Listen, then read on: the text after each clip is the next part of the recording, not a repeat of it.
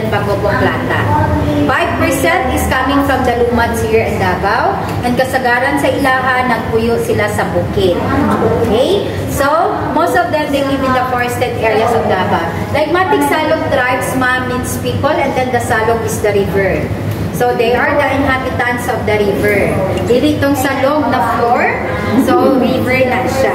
And then, the Tagabawa tribes, mauni sila napuyo sa slope area of the mountain, which is the Mount Apo. So, mauni silang paahan sa Mount Apo. And then, the Ata tribes, Ata means taas. They are the Highlanders people. So, kung makita ninyo ilang balay designs elevated, kasi to protect themselves from the wild animals. Kailang hagdanan ginakuha nila sa gabi and then ginabalik nila sa buntag. So, afraid of the wild animals. So, 5 from the native people, and then we also have the 6 Islamized tribes coming from the Muslim tribes here in Davao. So, these are the Iranun, the Kagan, Maranao, Tausug, Sama, and then Maguindanao tribes. 15% is coming from the Muslim tribes here in Davao. And most of them, they live near the bodies of the water.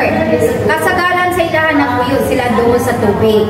Like the Sama tribes, sila itong mga subgroup sa mga Badjaw. Alam mo na yung mga Sama ang Badjaw niya? Badjaw, ma.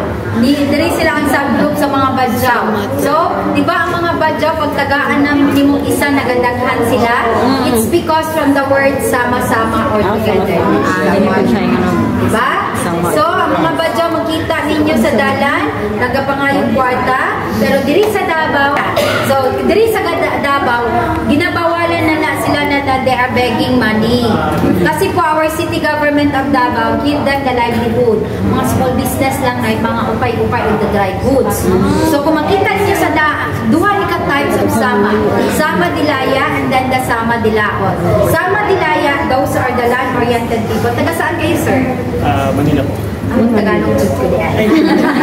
So, Sama Dilaya, those are the land-oriented people. Yung nakikita nyo sa daan or sa kalsada, nagtitinda ng mga shoes, for the ukay-ukay, those are the Badjaws also. And yung isa, the sea-oriented people. Yung mga Badjaw makikita nyo sa mga beach, they are selling like mga earrings, like the pearl, like the bracelet. Those are the Badjaws also. So, most of the Badjaw namin dito, educated na po. And most of them, they know how to make business. That's why they don't want anymore to fall into the police farm. Kasi, good job. Have the salamat from the battle. Then, before that time to use good job, or kasi walang interest. Joke lang po sinabi sila sabi na, kung tayo still, nasaka sa mga okay? Maranao and the Tausug. You are the Tausug, di ba? Maranao came from Lanao and then Tausug. Sila yung malapit sa strong current. Kahit iba mga differences namin dito daw is here. So, aside from na hindi ko, like, iba yung rights ko, meron pala yung religion. Patay. So, we need our this number. Okay? So, this is also Mayor Mayas B. Lopez. Hindi po ito si Coco Martin ang Davao. So, guwapo siya, no? Si Bagobong Mayor, the full-blooded Bagobong Mayor. But he is not related and Lopez in Manila. Taga-Davao po siya, hindi ba kasali sila yung mga backup dancer? Okay, so when I say start,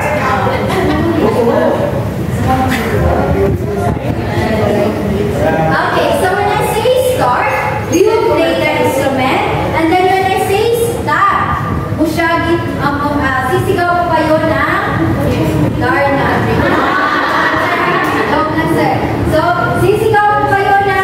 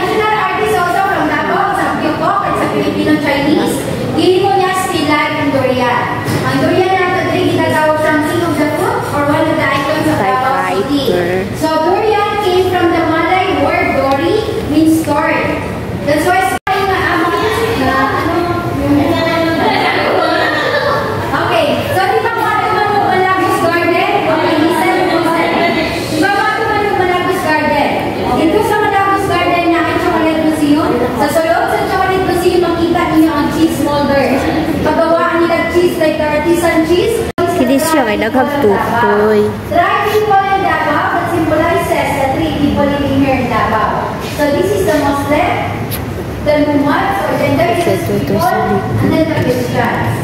5% coming from the Lumad, 15% from the Muslim, and 80% from the Christian. So as you can see, they share the same eyes, diba?